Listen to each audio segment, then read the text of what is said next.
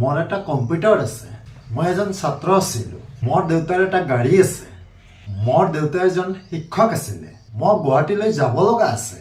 ৰাজীৱ ইয়ালৈ আহিব লগা আছিল, আমাৰ এখন চাহ বাগিচা আছে, মানুহজনক কামটো কৰিব লগা আছিল।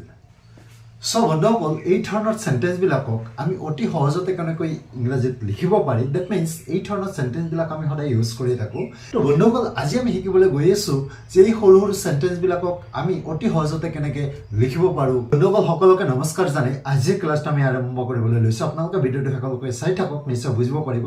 আৰু যদি ভিডিঅ'টো ভাল লাগে লাইক এটা কৰি দিব আৰু যিমান পাৰে শ্বেয়াৰ কৰি দিব। তো বন্ধুসকল ইয়াতে লক্ষ্য কৰক, মই লিখিছোঁ have, has, had, have to, has to, had to uses. That means have, has, had, have to, has to, had to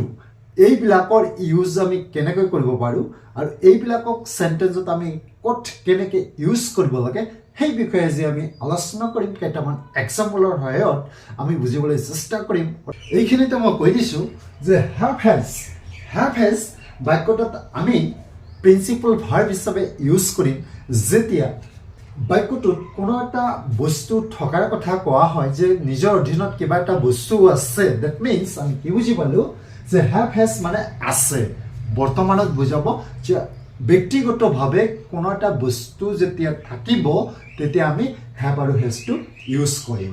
আকৌ হেডটো আমি পাষ্ট টেন্সত ইউজ কৰিম বাক্য এটা যেতিয়া নিজৰ অধীনত, দ্যাট মিন্স পাৰ্চনেলি ব্যক্তিগতভাৱে কোনো এটা বস্তু আছিল, দ্যাট মিন্স পাষ্ট টেন্সত আছিল, অতীতত আছিল, বৰ্তমান নাই, তেতিয়া আমি had ইউজ কৰিম। আকৌ have to has to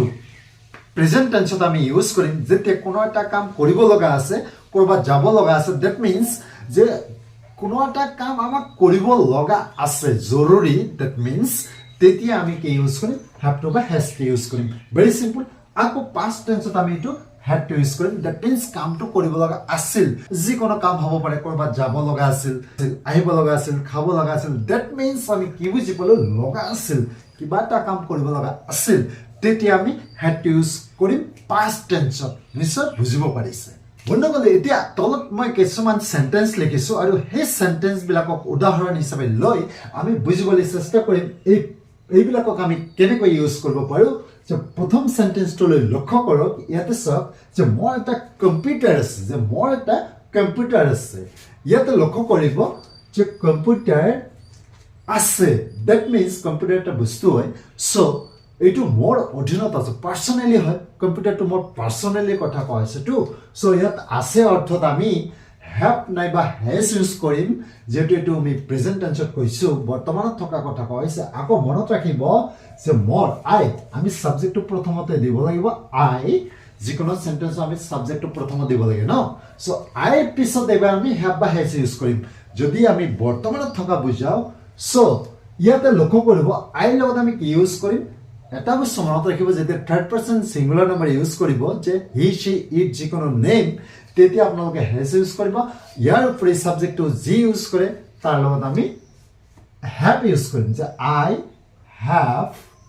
তাৰপিছত কি লিখিম, কিহৰ কথা কোৱা হৈছে যে এ কম্পিউটাৰ, দ্যাট মিন্স এটা কম্পিউটাৰ আছে। চ' আমি কি লিখিম আই হেভ এ কম্পিউটাৰ। এইদৰে আমি বাক্যবিলাক অতি সহজতে ট্ৰান্সলেট কৰিব পাৰোঁ, দ্যাট মিন্স ইংৰাজীলৈ লিখিব পাৰোঁ। আৰু যদি আপোনালোকে এই সেন্টেন্সটোক এনেকৈ ক'ব বিচাৰে যে মই এটা কম্পিউটাৰ নাই, দ্যাট মিন্স নেগেটিভ কথা আপোনালোকে কেনেকৈ ক'ব, জাষ্ট ইয়াত কি লিখিব যে I do not have a computer. ইয়াতে আমি ডু নট দিব লাগিব, কিয়নো হেভ টু প্ৰেজেন্ট টেন্সত আছে। আকৌ হেভ টু আমি ইয়াত প্ৰিন্সিপল ভাৰ্ব হিচাপে ইউজ কৰিছোঁ, চ' ইয়াত ডন্ট দিব লাগিব। যে মই এজন ছাত্ৰ আছিলোঁ, ইয়াতে লক্ষ্য কৰিব এই আছিলোঁ এইটো আকৌ পাৰ্চনেলি বা ব্যক্তিগতভাৱে কোনো এটা বস্তু থকাৰ কথা কোৱা হোৱা নাই। চ' ইয়াত আমি কি ইউজ কৰিম, ইয়াত উল্লেখ কৰা হৈছে যে নিজৰ অকুপেশ্যনৰ কথা কোৱা হৈছে, দ্যাট মিন্স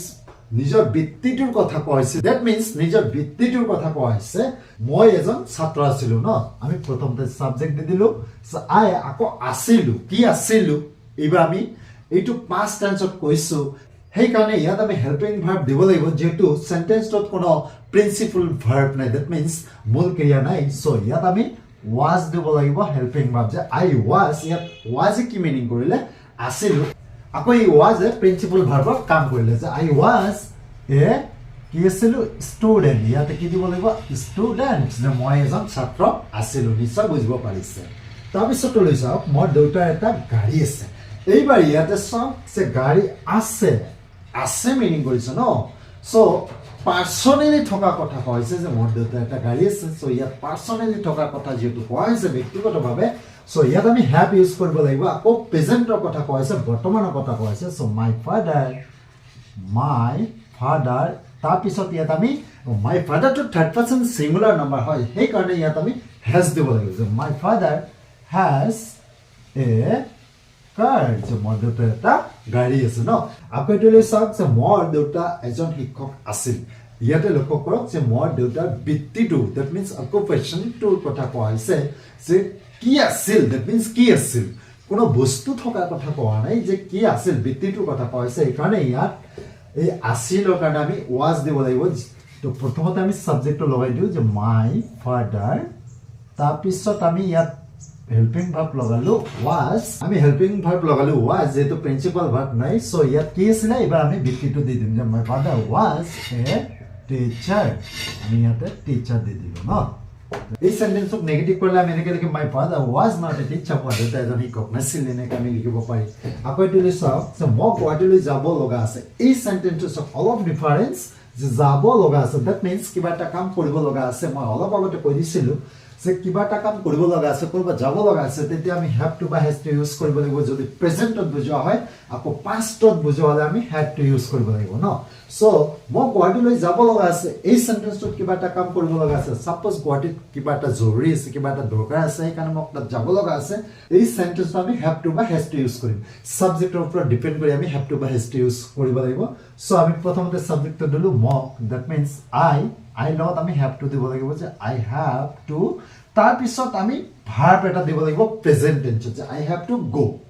মানে যোৱা so I have to go এবাৰ আমি কি লিখিম কলেজ যাব লাগে আমি ঠাইটোৰ নাম লিখি দিও গুৱাহাটী ন এনেকৈ আমি বাক্যবিলাক লিখিব পাৰো যে আই হ্যাভ টু গো গুৱাহাটী যে মই গুৱাহাটীলৈ যাব লগা আছে তাৰপিছত এই সেন্টেন্সলৈ চাওক যে ৰাজীৱ ইয়ালৈ আহিব লগা আছিল দ্যাট মিন্স ৰাজীৱ ইয়ালৈ আহিব লগা আছিল যে ৰাজীৱৰ ইয়ালৈ এটা দৰকাৰ আছিল সো এই কাৰণে কামটো আছিল যে আহিব লগা সো এটো পাস্ট টেন্সত আছে এই কাৰণে ইয়াত আমি এবাৰ হ্যাড টু ইউজ কৰিম সো আমি প্ৰথমতে সাবজেক্ট লগালো ৰাজীৱ তাৰ পিছত আমি কি দিব লাগিব যে হ্যাড টু যে সাবজেক্টৰ পিছত হ্যাড টু দিব লাগিব যেটো এটো পাস্ট টেন্সৰ কথা কোৱা হৈছে আকৌ হ্যাড টু লিখাৰ পিছত এবাৰ আমি ভাৰ্বৰ প্ৰেজেন্ট ফৰ্ম দিব লাগিব যে ৰাজীৱ হ্যাড টু কাম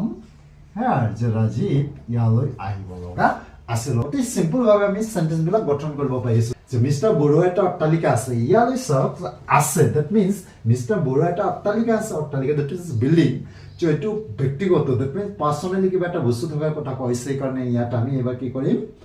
যে হ্যাভ বা হ্যাজ ইউজ কৰিম যেহেতু mister Baruah third person singular number সেইকাৰণে আমি হ্যাজ ইউজ কৰিম যে mister Baruah has a building আমি অতি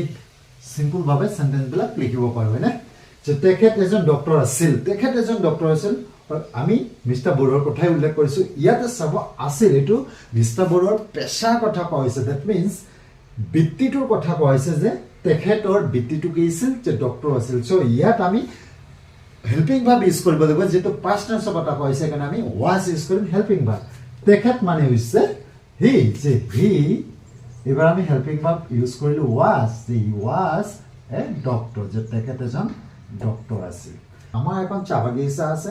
এটো আগৰ দৰে যে আছে চাহ বাগিচা আছে আমাৰ পাৰ্সনেলি এটো যে কিবা এটা বস্তু থকা কথা কৈছে সো উইৰ লগত আমি হ্যাভ ইউজ কৰিব লাগিব উই হ্যাভ এ টি গাৰ্ডেন যে আমাৰ এখন চাহ বাগিচা আছে মানে টি গাৰ্ডেন মানে চাহ বাগিচা মানুহজনক কামটো কৰিব লগা আছে ইয়াতে লক্ষ্য কৰিব যে কোনো এটা কামৰ কথা কৈছে আকৌ এটো কৰিব লগা আছে দ্যাট মিন্স জৰুৰী কামটো কৰা সো ইয়াত আমি কি লিখিম মানুহজনক কামটো কৰিব লগা আছে সো আমি ফাৰ্ষ্টত আমি কি দিব লাগিব সাবজেক্ট the man হলে থাৰ্ড পাৰ্সন সিঙ্গুলাৰ নাম্বাৰ হয় সেই কাৰণে আমি ইয়াত হ্যাজ টু দিব লাগিব আকৌ যেটো বৰ্তমানৰ কথা কৈছে প্ৰেজেন্টৰ কথা কৈছে এই কাৰণে আমি হ্যাজ টু দিলো যে the man has to এবাৰ আমি ভাৰ্বটো দিব লাগিব প্ৰেজেন্ট ফৰ্মত the man has to do the work যে মানুহজনৰ কামটো কৰিব লগা আছে সো বন্ধুসকল এই ধৰণেৰে আমি একটু সহজভাৱে have has had to বাক্যটাত ক'ত কেনেকৈ আমি ইউজ কৰিব লাগে অতি সিম্পল ভাৱে এই কেইটা সেন্টেন্সৰ সহায়ত বুজিবলৈ চেষ্টা কৰিলো সো বন্ধুসকল ভিডিওটো যদি ভাল লাগে লাইক কৰি দিব যিমান পাৰে শ্বেয়াৰ কৰি দিব আজিলৈ ভিডিওটো ইয়াতে সামৰিছো